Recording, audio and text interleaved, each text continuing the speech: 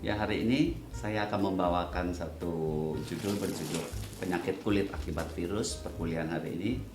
Eh, Tujuannya kita targetnya untuk mahasiswa kedokteran yang sedang menghadapi ujian CBT. Mudah-mudahan hal ini dapat membantu kalian.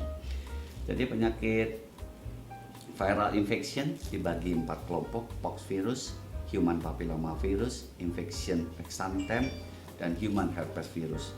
Jadi cara belajarnya sekarang dibalik. Jadi bukannya yang pox virus apa saja penyakitnya, HPV apa saja penyakitnya. Jadi mulai belajar dibalik. Nah, dari sekian banyak 7 yang harus dihafal untuk standar kedokteran umum, yaitu herpes zoster, herpes simplex, verruca, condyloma, molluscum contagiosum, varicella, dan variola. Dari hal yang tadi itu ada yang basah dan yang kering. Nanti kita akan perlu untuk terapinya. Karena yang basah kita pakai obat minum, yang kering kita bisa menggunakan cara yang lain. Nah, di sini yang basah adalah herpes zoster, herpes simplex, varicella, dan variola. Sedangkan yang kering itu verruca, condyloma acuminatum, molluscum. Jadi kelompok di situ. Nah, yang pertama kita tentang herpes zoster. Ya, virusnya varicella zoster. Varicella itu aslinya itu dari yang pertama kena waktu dia kecil atau waktu sebelumnya pernah kena cacar atau disebut juga penyakit varicella. Setelah dia mutar satu badan, menyebabkan demam, terus keluar timbul kulit yang di kulit. Akhirnya karena antibodi kita kuat, akhirnya si virus tersebut ngumpul di satu tempat, ya, berdiam di ganglion posterior, saraf tepi, dan ganglion cranioles. Nah, suatu saat begitu imun kita rendah,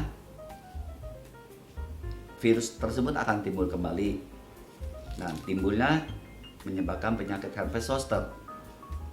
Biasanya lokasinya di daerah torakalis, jadi di badan, karena kita tahu varicella paling banyak di badan karena mulainya dari badan.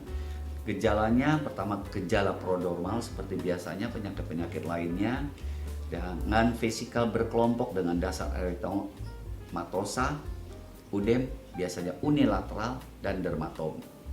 Masa tunas 7-12 hari, resolusi 1-2 minggu. Pertama, vesikelnya ya dengan dasar edema, eritem, terus kemudian keruh jadi pustul, ya, terus jadi krusta. Dan ada 2 hal yang perlu diperhatikan. Kalau yang di mata itu disebut herpes zoster ophthalmicus, kalau yang di telinga biasa kena daerah telinga kita sebut juga sindroma Ramsay-Hunt.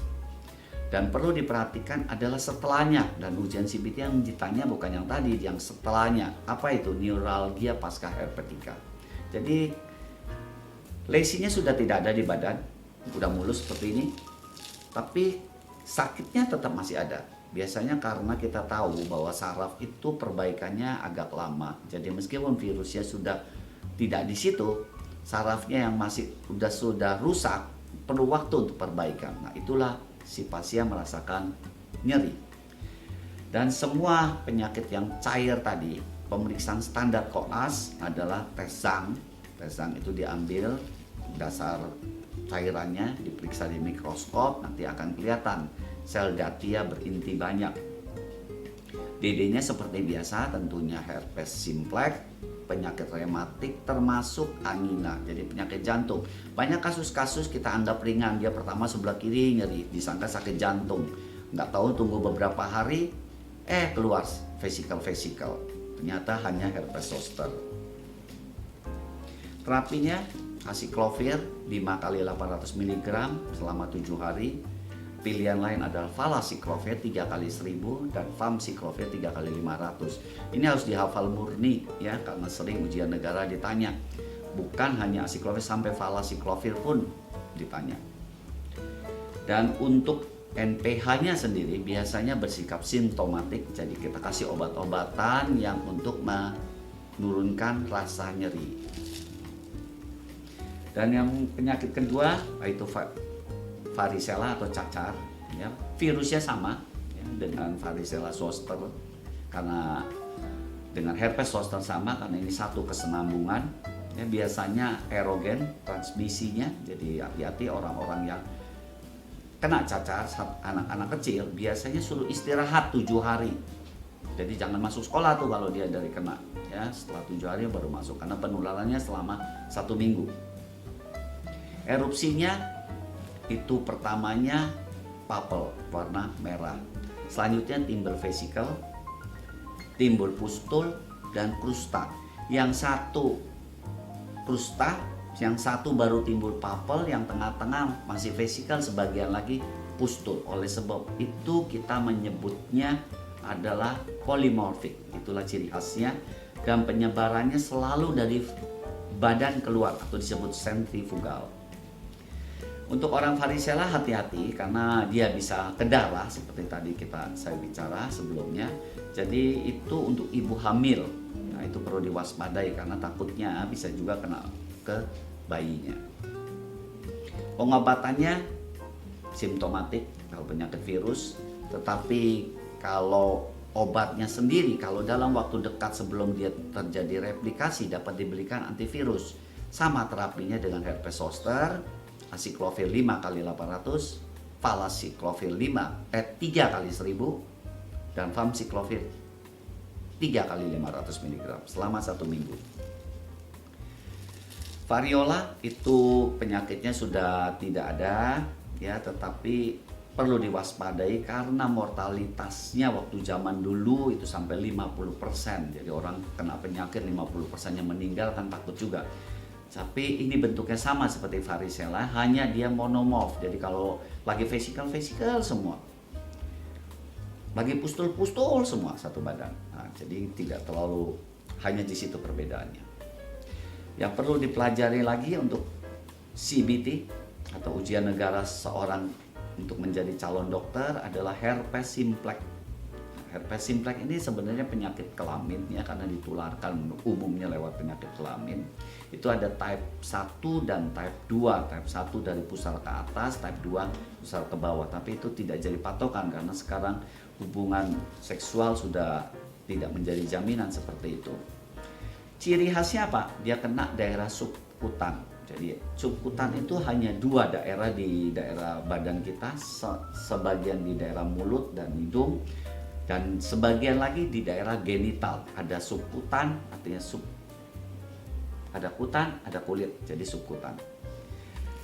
Cirinya adalah vesikel berkelompok di atas kulit yang sembab, eryematosa, cairan jernih, seropurulen, krusta, dan ulcerasi. Jadi sama ya, cuman letaknya berbeda dan terapinya ini yang berbeda karena ini penyakitnya, penyebabnya berbeda, bukan varicella zoster, ini adalah herpes simplex, jadi terapinya tentu berbeda ya, meskipun terapinya kelompok yang sama yaitu kelompok antivirus.